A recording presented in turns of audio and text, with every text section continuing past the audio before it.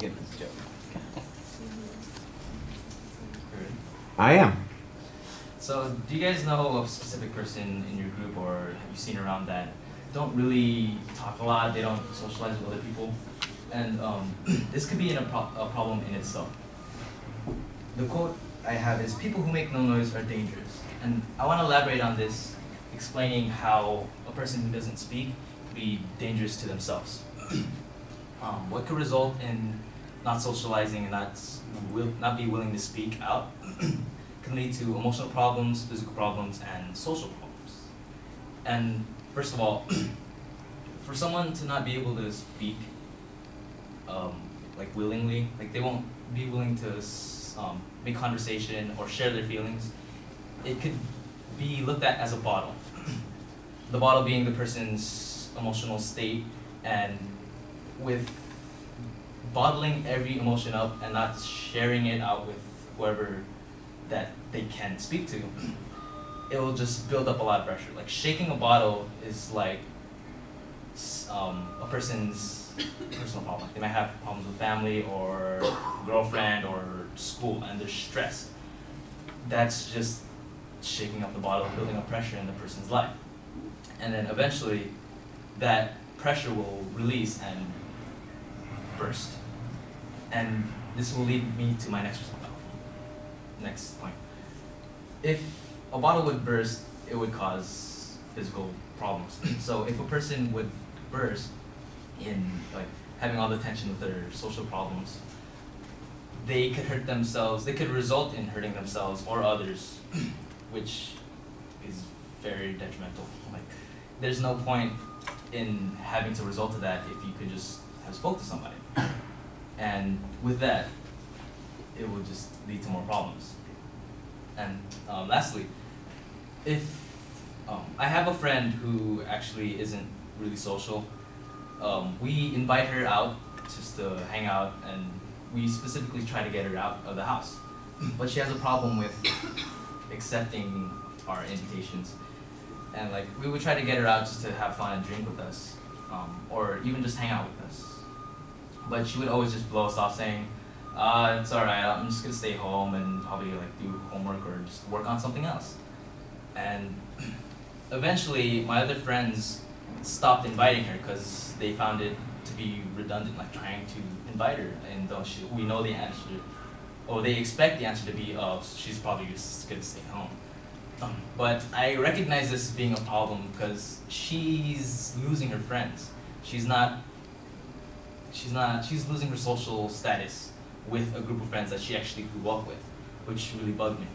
So I've decided personally not to stop inviting her. I always try to get her out of the house just to help her out.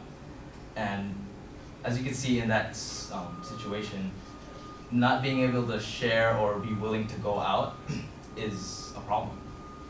So to conclude all this, you can see how not expressing your feelings or not opening up and going out, seeing your friends specifically, like it's like one of the easiest things to do, can be a detriment. It could lead to those emotional problems, the physical problems that result from the emotional problems, and you lose your social status, and could lead to further complications.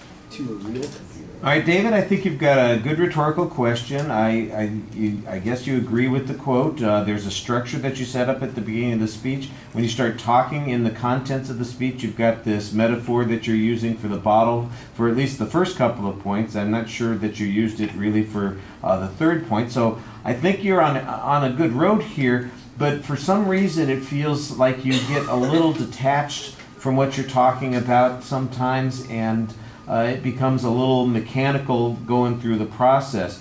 I think the biggest explanation for that is the pacing of the speech. I think that you don't develop a very smooth rhythm while you're talking, and as a result, it seems like you were having to struggle to come up with an idea, even though you've got good ideas. I mean, I heard your ideas. You had a preview. You're talking about it. You've got this metaphor here, but as you're going through the speech, it sounds like you're having to draw something out, having to pull it out instead of just talking about something that you knew and understood inherently.